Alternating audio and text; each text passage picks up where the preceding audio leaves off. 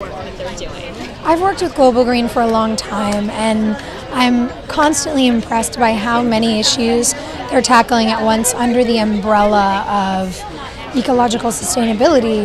It's really impressive and inspiring, and makes me take pause very often and think about how I can be a more conscious citizen and conscious consumer.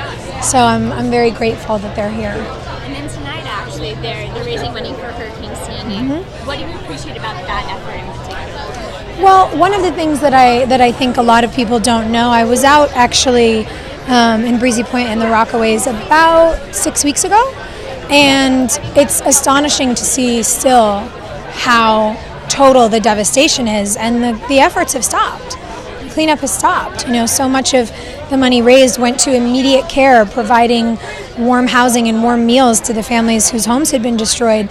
So there's a lot of, I think, a lot of lack of awareness that rebuilding efforts aren't happening because things are stalled.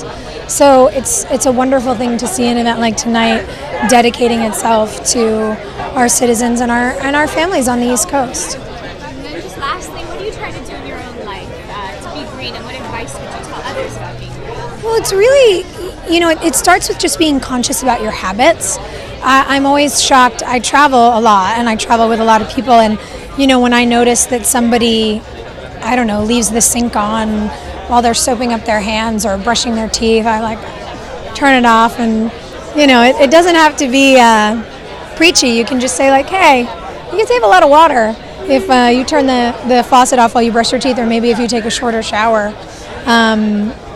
And for me, it's down to the kind of appliances that I use in my home, whether it's small ticket items, like I French press my coffee because I don't want to use single serving little coffee filters because they're incredibly wasteful. So I have an old school hand grinder, and I grind my coffee beans and I boil water, and it takes 3 minutes in the morning, and it doesn't take me much longer than it would to use a machine that creates a lot more waste. So that's something small and simple, just like taking reusable bags to the grocery store. And then on a larger scale, all of my water heaters are tankless. I have really efficient heating and cooling units, and I drive a clean diesel car. And I'm just very conscious about making sure that if I'm using even containers, that they're recyclable or compostable, because a lot of takeout containers, for instance, are not. They just have to be thrown away, and they're incredibly wasteful. So very often if I'm going to a restaurant, I'll throw